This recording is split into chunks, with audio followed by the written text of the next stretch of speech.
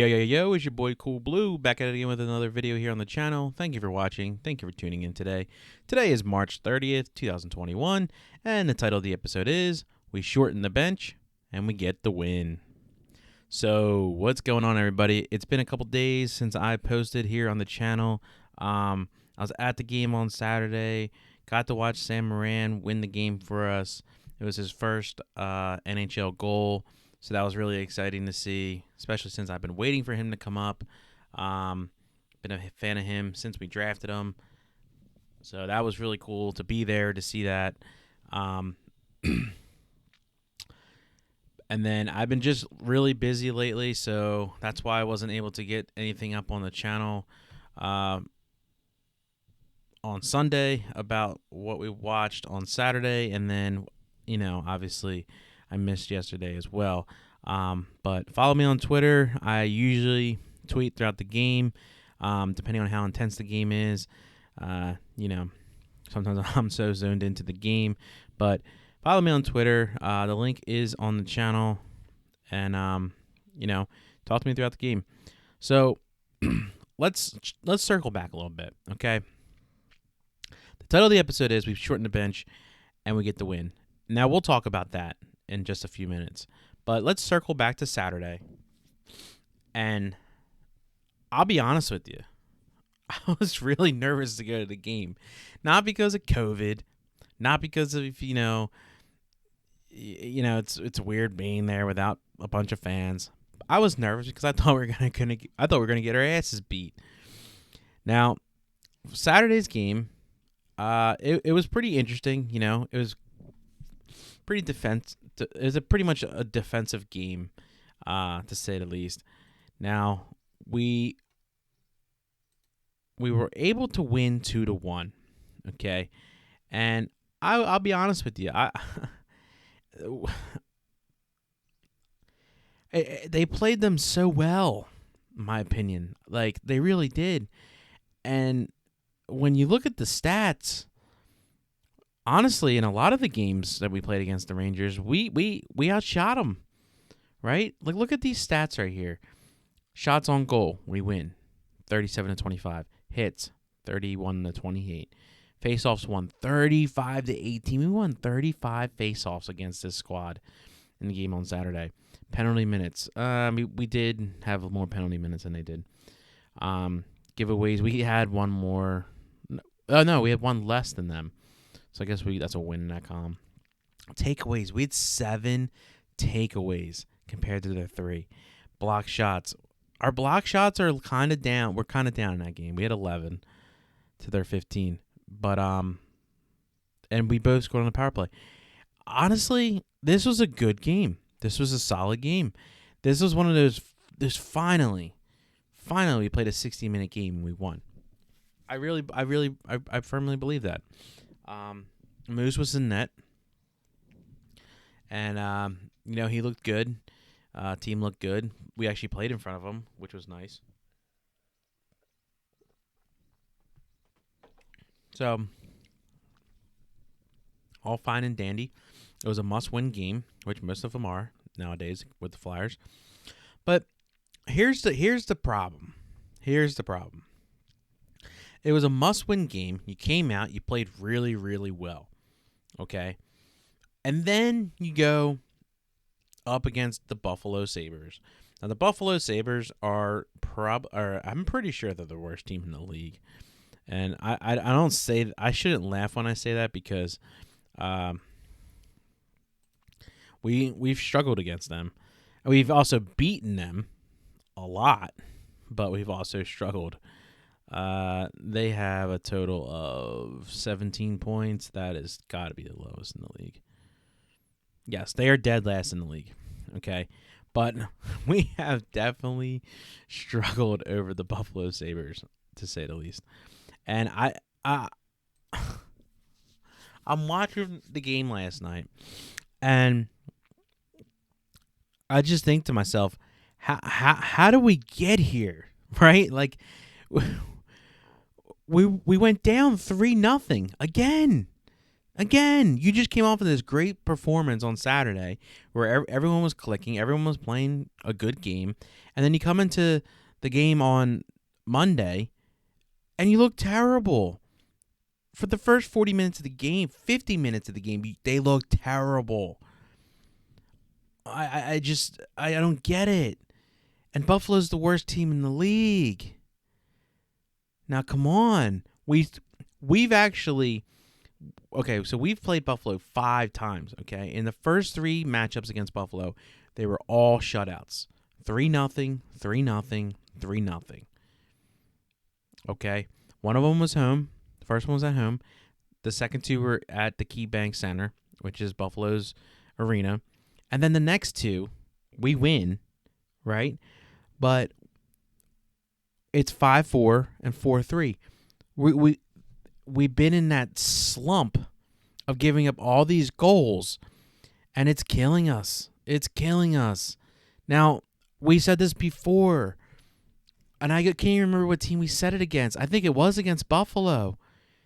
Yeah, I think it was. I think it was after the game on the 9th when they came back and won. You can do that against Buffalo, I guess, but you can't do that against Washington. You can't do that against Pittsburgh and the Bruins and the Islanders. They'll bury you. Even though we can't even do it against the Rangers. You can't. You can't just give up 3 goals and expect to win every game. Now I understand that we actually score a lot of goals. Typically, we actually score a lot of goals almost every night. But that doesn't make you a good team. So last night, we go down 3-0, right? We go down 3-0, and I couldn't even believe it. I was just like, you got to be kidding me. Again? 3-0 again? It's absolutely insane. So we go down, and then the coach decides to shorten the bench. Now, he shortens the bench by basically benching Joel Farabee, Nolan Patrick, and Oscar Lindblom. Limits their times. None of those players got over like 8 minutes of time on the ice. And I honestly, now you can look at it 2 ways. You could say, oh, he's teaching the young guys a lesson. You know, he also, and we'll circle back to this about the line changes, but some might say that he did this because he wants to teach the young guys a lesson that they need to come out playing hard or else they're not going to play at all. Okay? In my eyes and in my perspective, I think that he was sending a message more to the older guys, the vets on the team, saying, no, this is on you. Be the leaders of the team. Step up. I mean, you're talking like Scott Lawton, Michael Raffle, Ghost, Prove, G, Voracek, JVR, Kevin Hayes, TK. These are all guys that have been in the league for multiple years. Some of these guys have been in there for 10 plus years, you know? So, in my opinion, I look at it as like, hey, it starts with you guys, the leaders, the vets on the team. You guys need to step up or else these young guys aren't. Like, it's like you need to teach these guys how to win a game. So that's the way I look at it, okay? Now, we come back, and I'll be honest with you, it's hard for me to say that it was a good comeback because, I mean, it was a good comeback, but like you should have never been down 3-0 in the first place. But you have, I forgot about Coots too. Coots is one of the vets. But you have Kevin Hayes scoring a goal. Then you have Claude Giroux scoring a goal. And you have Couturier scoring a goal. And then you have Prove pretty much with the game winner. Now, this is like, this is a prime example. The only one that's really not on here that I would like to see on here is Jake Voracek. But he tallies an assist. So it's like all these old, I don't want to say older guys, but all these guys these seasoned players, they stepped up and got us the win. Now, are we going to see that all the time? Hopefully not. But, these younger guys, like, how are we to expect someone like Oscar Lindblom or Nolan Patrick and Farabee to just come in here and know how to win NHL games? They don't. No one just comes in and just knows how to win. Like, I don't know, maybe I don't know, maybe like Connor McDavid, like the generational type of players, maybe they know how to it's just naturally instilled in them that they just know how to win, But like for the most part, like most players, like they need teaching, they need to be coached on tough situations. So I'm not too pissed about it, to be honest with you. I'm really not. I thought that it was a smart move. I thought that, obviously it worked. But, we're not going to see that every single time we go down 3-0. I don't think. I mean, hopefully we don't. But yeah, it's just crazy. It was just a weird thing to see. But we rallied back, we got the win.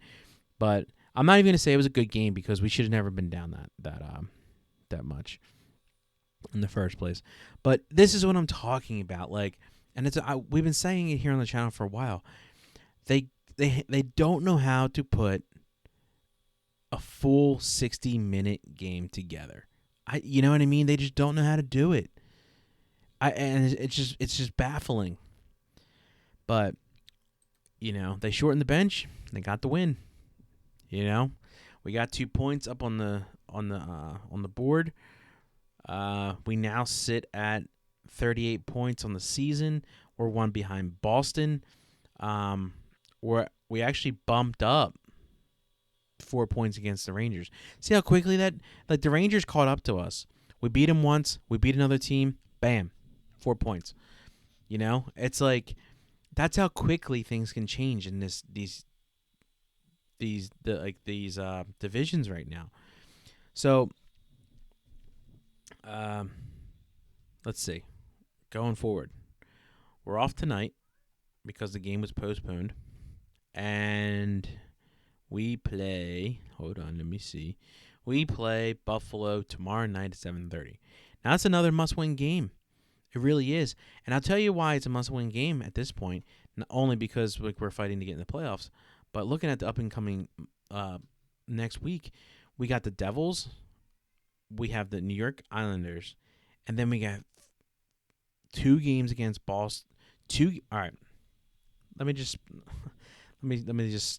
rephrase this. We have the Devils. No, we don't have the Devils because that's a postponed game.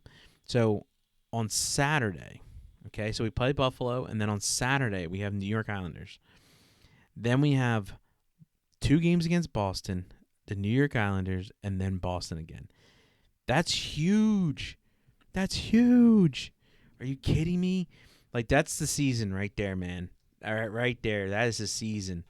If we don't beat Boston in that mini-series, that's it. I'm calling it. I'm calling it the season. I just don't see us coming back from that if we lose to Boston. Because then right after that, you have Buffalo, Capitals, Pittsburgh, Capitals, Islanders. There's nowhere to make up ground. I mean, I don't know. It's going to be really tough. It's going to be really, really tough. So we're looking at it. I'm looking at that Boston series. It's like, that's playoff time, baby. That is playoff time. So very interesting. A lot of teams making trades. A lot of teams moving some players around, trying to salvage their season or, put the pieces together to make a run, which most teams do at this point. And today we found out that the Flyers put Shane Gostisbehere on waivers, which is very, very interesting news. It's very, very interesting.